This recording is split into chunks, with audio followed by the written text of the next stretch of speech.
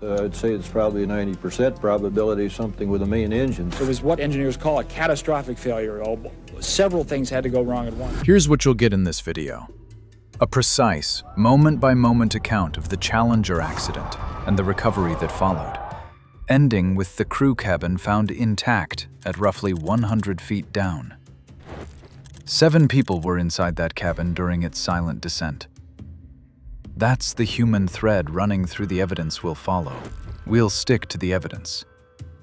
We'll show how the debris reconstruction traced the disaster back to the right booster joint, and how the cabin's condition reframed survivability, and why NASA later chose a quiet memorial over public display. About the effect of the cold on the O-rings that they asked McDonald to get more detailed weather reports from NASA. A decision shaped by what was learned and what demanded respect. Don't look away. This story will pull you in. 73 seconds. That was the distance between joy and heartbreak, between a perfect launch and a silence no one expected. The shuttle rose into the clear, cold morning like a promise finally kept. Crowds cheered, children waved signs for Krista McAuliffe, and after months of delays, the energy in the air felt electric. 18 visiting school children from McAuliffe's hometown of Concord, New Hampshire, wait anxiously. People had waited so long for this moment. Teachers, students, families, engineers.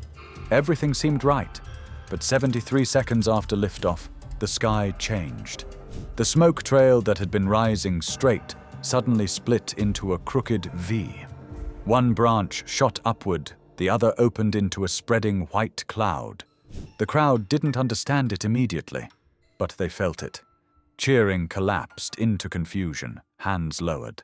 A strange stillness washed over the crowd and into mission control, where headsets filled with clipped voices, and then with something worse, quiet. I'd say it's probably a 90% probability something with the main engine. It was what engineers call a catastrophic failure. Several things had to go wrong at once. That morning had been brutally cold. Ice-covered parts of the launch pad. Engineers had worried about it. On the right solid rocket booster, 2 massive sections were joined together with rubber O-rings. The O-rings are rubber, and you've probably seen little O-rings in the hardware store. Simple seals meant to keep the booster's blazing hot gases inside. On warm days, those rings flex instantly. But on a freezing morning, they stiffen. They move slower. And rockets don't wait. Even a moment's hesitation can change everything. Some engineers had warned about this very risk the night before. The cold could slow the seal's reaction. If it didn't close in time, hot gases could escape.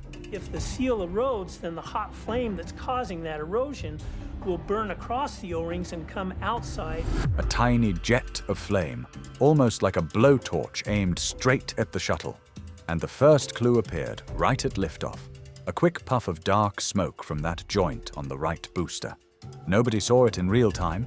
It was too small, too fast, but the cameras caught it. For a short moment, soot may have filled the gap, temporarily sealing it. The shuttle climbed normally. It passed through Max Q, the moment of greatest stress, and everything seemed fine. Then, around 58 seconds into flight, the second warning sign appeared. A thin, bright needle of flame licking out of the booster's side. That was the leak coming back. Hot gases burning through the weakened joint. That tiny flame was pointed directly at a metal strut attaching the booster to the massive external fuel tank. As it burned, the metal began to weaken. Inside mission control, pressure readings started to drift in ways that made no sense. Something invisible was happening. And then, in the space of just a few seconds, from about 66 to 72 seconds after liftoff, everything collapsed. The weakened strut gave way. The external fuel tank, already stressed, began to tear apart.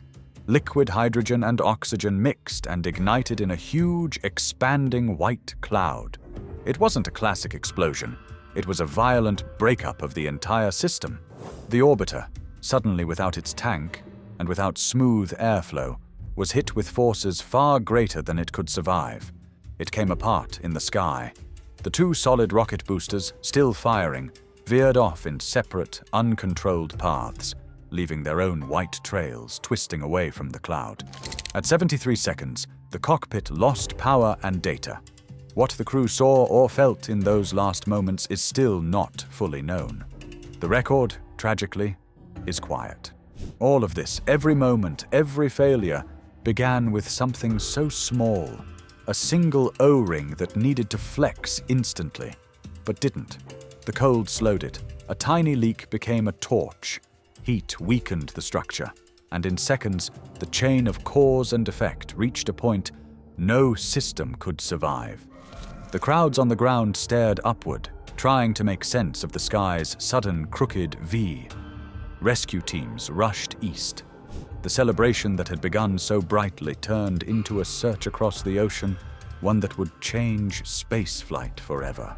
What waited offshore was the cabin below, and the evidence it carried without a sound. The rescue maps turned into checkerboards. Helicopters traced squares over the Atlantic, then slowed, then stopped calling it a rescue. Crews laid transparent grids over nautical charts and assigned coordinates. The change felt quiet but final, from hoping for beacons to plotting where currents would carry heavy metal. Divers trained for clear water and tight clocks now worked in cold seas with 10-foot swells, measuring drift and scanning for shapes that didn't belong. The scale of the search grew fast. Navy ships set markers, Coast Guard cutters kept lanes clear, and NASA coordinated the flow back to shore. Sonar crews swept the bottom. Cameras inched along when the weather allowed. When teams lifted a piece, they tagged it and logged where it came from. Crates filled with blackened foam, wiring looms, and hunks of aluminum went ashore to numbered shelves. The goal wasn't volume, it was traceability, so every fragment could be placed back into time and position. Early finds told fragments of a story without connecting. Thermal tiles came up in batches, some scored, some cleanly sheared. Insulation from the tank bobbed for days. Its orange color, a constant reminder, scorched panels suggested flame paths, but not sequence. Families waited while engineers refused to guess. The sea yielded parts, not answers. At Kennedy, a hangar turned into a giant jigsaw. Technicians chalked outlines of the orbiter on the floor and built walls of parts around those lines. Sections were grouped by system, hydraulics here, avionics there. Engineers studied burn marks like fingerprints, tracing discoloration to heat sources. Fracture faces showed beach marks and shear lips that pointed to tension or torsion. Soot color hinted at oxygen levels during burning. The room kept its voices low. Hands moved carefully over metal that had carried 7 people, and the work felt closer to a vigil than a teardown. The turning point came on March 7th. A sonar team working about 18 miles east of the Cape flagged a large return in just over 100 feet of water. Divers went down into green haze and found the forward fuselage and crew cabin. The lift plan took hours. Rigging slings, minding surge, keeping the structure stable as it rose. When it broke the surface, ships went quiet. This was no longer about flow paths or attach points. It was about people, and the deck crews treated it not as debris, but as sacred ground. The cabin told 2 truths at once. It had suffered a violent breakup, with torn skins and collapsed frames, yet it remained a coherent shell that had flown forward on a ballistic path before impact. Inside, investigators saw enough to map what likely happened after the vehicle came apart. Rapid depressurization stood out as the first blunt event. The compartment had gone dark. Power and oxygen lines were severed. Even so, the personal air packs showed signs of activation, and some switches had moved from their normal positions. The kind you don't bump by accident. Small motions in the right places hinted at trained hands working through a checklist in the worst possible conditions. 5 that we know about that we've cleared for the size and the shape, and we want to focus on. There were limits, and investigators drew them. They marked which switches were known to have been toggled and which could have shifted during breakup. They noted that depressurization would have caused loss of consciousness quickly. The ocean impact, near 200 miles per hour, ended the timeline with forces no structure or person could survive. What remained were traces, a few positions on a panel, valves on the air packs, and the path the cabin took through air and water. That evidence delivered a quiet answer. The crew survived the initial breakup and entered a powerless descent, with signs of calm, trained responses amid chaos before losing consciousness. The work that followed, recovery of remains in private, care taken out of sight, and a burial with honors, reflected that understanding without spectacle. From there, the investigation turned back to the parts and the record, letting the cabin's testimony stand while the evidence closed the gap between what was seen and what happened. The technology is being used in recent high-profile searches, like the one along the Mohawk River. So here's where we end, with what the evidence means and why it asked for restraint. The cabin's recovery didn't fuel speculation. It ended it. The Rogers Commission named the roots: poor judgment, flawed communication, and the normalization of risk. And the crew's final actions added a human measure to those findings. They survived the breakup, worked their training in the dark, and reminded NASA that courage and risk must be weighed together.